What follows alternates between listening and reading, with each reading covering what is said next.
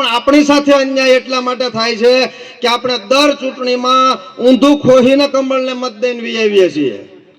આપણું બાજુનું રાજ્ય રાજસ્થાન, ત્યાં ગેસનો બાટલો 500 રૂપિયા મળે, 460 રૂપિયા મળે, 40 રૂપિયા તોય મેં વધારે કીધા.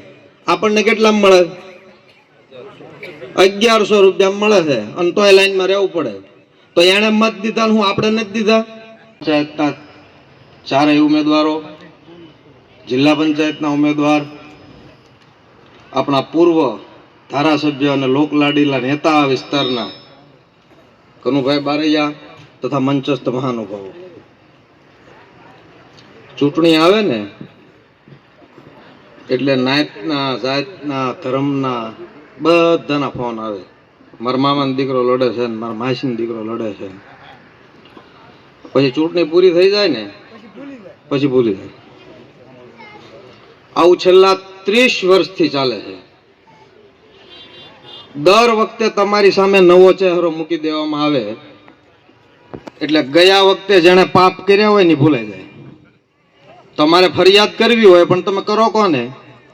કારણ કે અહીંયા તો મોઢું બદલાવી નાખ્યું હોય તો કે ભાઈ ઓલો હારો નહોતો, હવે આ આવ્યો ને ઈ હારો છે. પણ એ બધા એક જ ઘડામાંથી કાઢેલા હોય. એ પાછો 5 વર્ષે પાછો બદલાઈ જાય એટલે તમે પાછા 5 વર્ષ રાહ જોઈને મત આપો.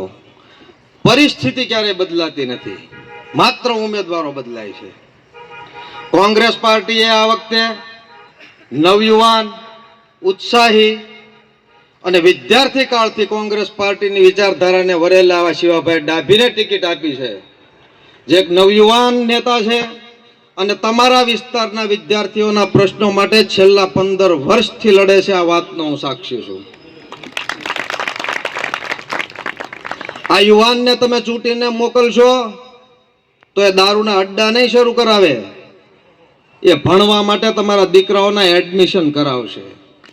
તમે આ નવયુવાનને ચૂંટીને મોકલશો તો એ ગામમાં બદીઓ ઊભી નહીં કરે.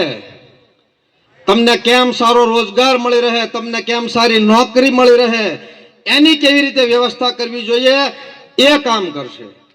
કોંગ્રેસ પાર્ટીએ આ વખતે લગભગ બધા ઉમેદવારો આવા યુવાન અને શિક્ષિત મૂક્યા છે.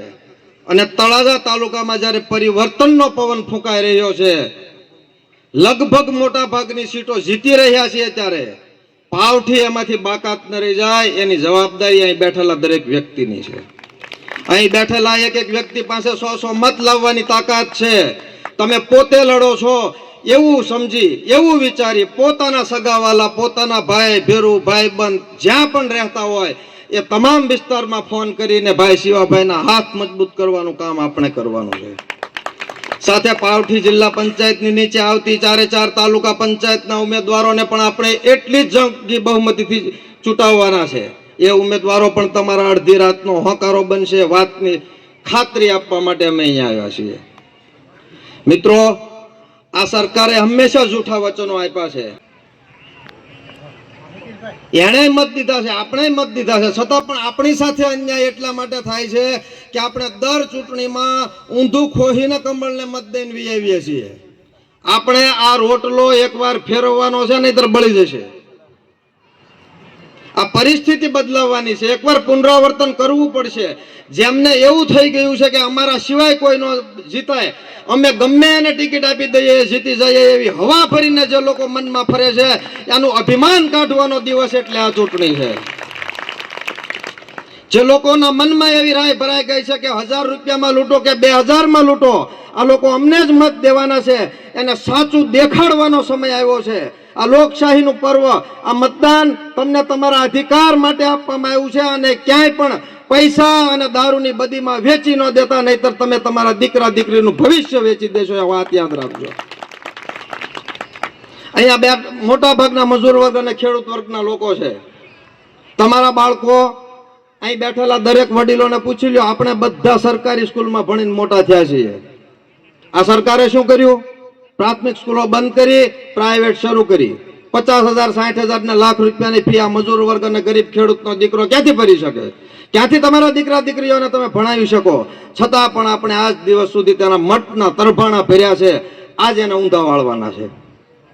જો આજે આપણે નહીં વિચારીએ તો આપણું ભવિષ્ય આપણા સંતાનો આપણને પૂછશે કે જે દિવસે દેશ લૂંટાઈ રહ્યો હતો, જેથી આ લોકશાહીનું ચીરહરણ થઈ રહ્યું હતું, ત્યારે તમે વડીલ તરીકે શું કરતા હતા, એનો જવાબ દેવામાં ક્યાંક આપણને ઉણપ ન આવી જાય, નીચું ન જોવું પડે. એટલા માટે આ વખતે કોંગ્રેસ પાર્ટીના દરેક ઉમેદવારોને જંગી બહુમતીથી ચૂંટી કાઢો. અમે એવો વિશ્વાસ આપીએ છીએ કે અમે આ સ્વરાજને સુરાજ્યમાં ફેરવશું. અમારો એક એક ઉમેદવાર તમારી અડધી રાતનો હકારો બનશે અને તમે લોકો આટલી મોટી સંખ્યામાં આવી અને જે અમને બળ પૂરું પાડ્યું છે એ જ મતમાં પરિવર્તિત થશે એવી આશા અને અપેક્ષા સાથે વિરમું છું. જય હિન્દ.